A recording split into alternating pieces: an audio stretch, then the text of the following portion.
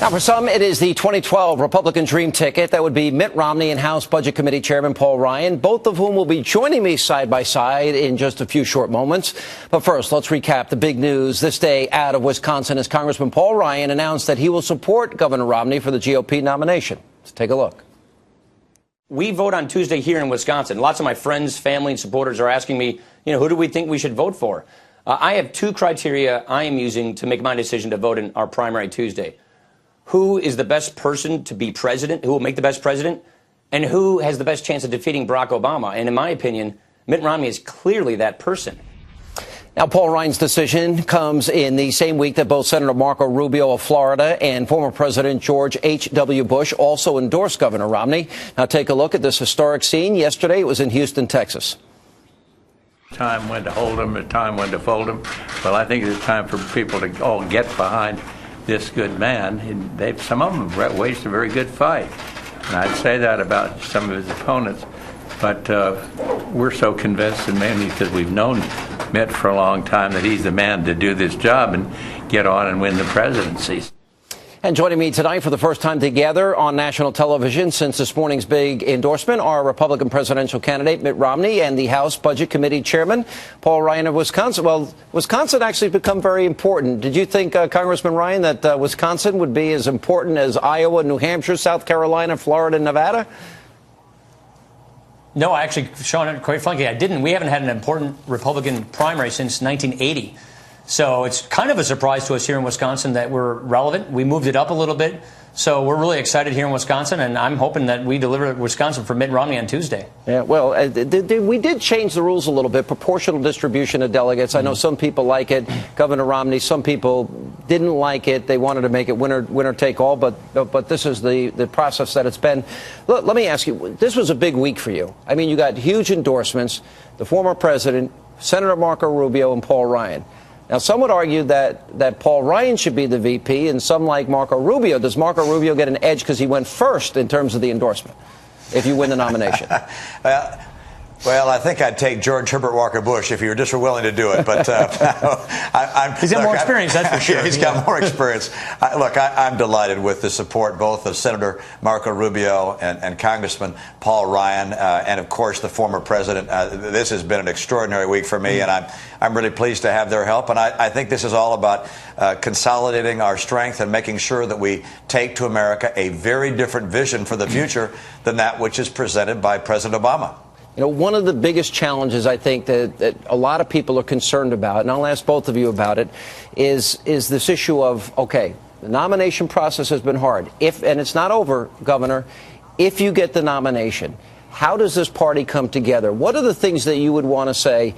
For example, Newt Gingrich said you're getting closer to the magic number, 1144, but he said you have to earn it. You had a meeting with the former speaker. How did that meeting go? Well, we speak from time to time. I speak with Senator Santorum and Ron Paul from time to time. We get along on a very personal basis. We recognize we're in the middle of a challenging primary, but we're going to come together. There's no question in my mind, but that you're going to see these four people come together and support whoever our nominee is. And in part, that's because we recognize the country is in danger as it's being led by Barack Obama. And we're going to come together and make sure that we get the country back on the right track. Paul Ryan, you have been criticized because you want to deal with the structural problems of our economy, the record debt deficit, and also take on what is often been called the third rail in politics, which is entitlement spending. That means Medicare, Medicaid, Social Security, and you're willing to take them on. I'll ask you, they had an ad, and I assume it's not going to be the last one, of a Paul Ryan look-alike with grandma in a wheelchair throwing grandma over the cliff. Tell us what is at stake here in your case that you are trying to save it. And if we don't do it, what happens? Well, if we don't deal with these drivers of our debt, then these programs go bankrupt, Sean. Then the promises that were made to current seniors, they become broken promises. See, our government, Republicans and Democrats for decades, have been making empty promises to people. And if we have a debt crisis, those quickly become broken promises. So we're saying you need to reform these programs if you're going to save these programs and if you're going to get rid of this debt that is plaguing our economy. Our debt is bigger than our economy today, and it's getting worse, and it's going to crash our economy if we allow us to continue on the same glide path we're on today. And so this is why I've been pushing these issues. This is why we have pushed these issues as House Republicans. And the reason I'm excited about Mitt Romney's candidacy is because it's very clear to me from all of our interactions that he understands this threat to our country. And he also understands the kind of courage we need to employ to get this done and to fix these problems before they get out of our control. Governor, you have spoken a lot on the campaign trail, interviews that I've had with you about cut, cap, and balance, also about supporting Congressman Ryan's plan. How much agreement do we have here?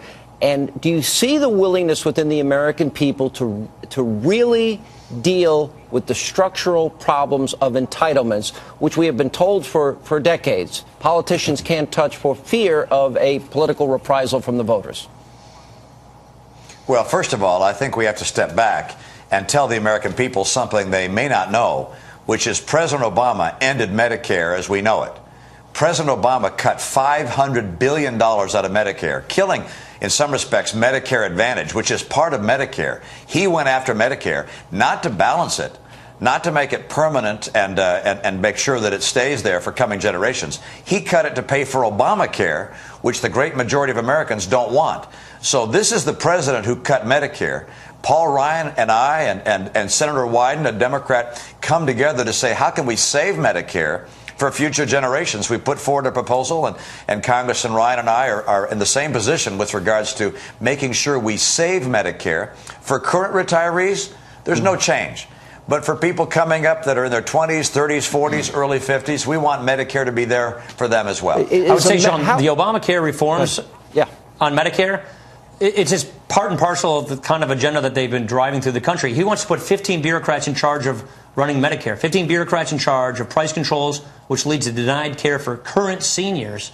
We're getting rid of that. We don't want to put bureaucrats in charge of all of these aspects of our lives, let alone our own health care. All right, let me go to Joe Biden and a comment that he made today about a global minimum tax that the administration supports. Let's roll that tape.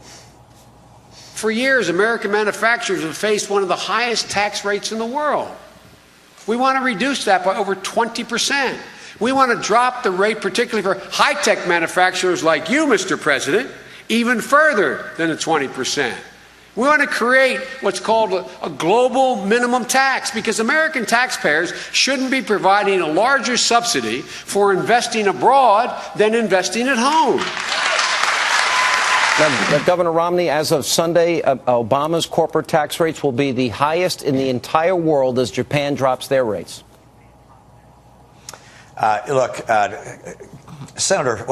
President Biden just doesn't understand free enterprise at all, and neither does the president. I mean, you have to have had some experience in the business world to understand that if you're going to say to American companies, if you sell products in foreign countries, we're going to start taxing you as long as your headquarters is in the U.S. Now, figure out what those companies are going to do. They're going to move their headquarters outside the United States. We'll lose jobs. They have to understand the best way to create jobs in America is to make America the most attractive place for businesses of all kinds, instead of constantly attacking business. They're killing jobs. And this recovery is evidence it's been so slow, so timid, so tepid because of the policies of this administration. It's the most anti-business, anti-investment, anti-jobs administration I've seen since Jimmy Carter. And this idea of taxing businesses around the world is just going to mean businesses will leave here to escape that tax. And think of it. They just don't get it. Sean, I'm familiar with this idea. And it's even $5 trillion in debt to... Well, all right. But go ahead, Congressman. That's right.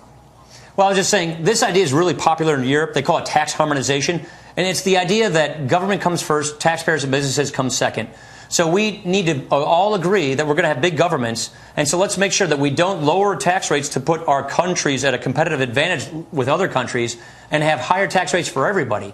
It's ridiculous. It's basically this presumption that the government must be big, and we don't want to let other countries have limited government and economic freedom because they might outcompete with us. It's the wrong dynamic. It's really going to kill jobs in this country.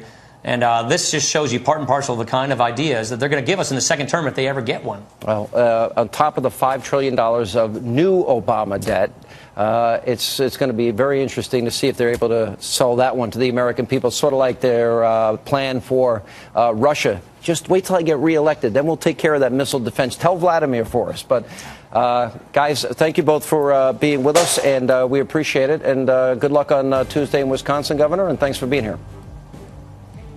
Thanks, Sean. Good to be with Sean. you. And coming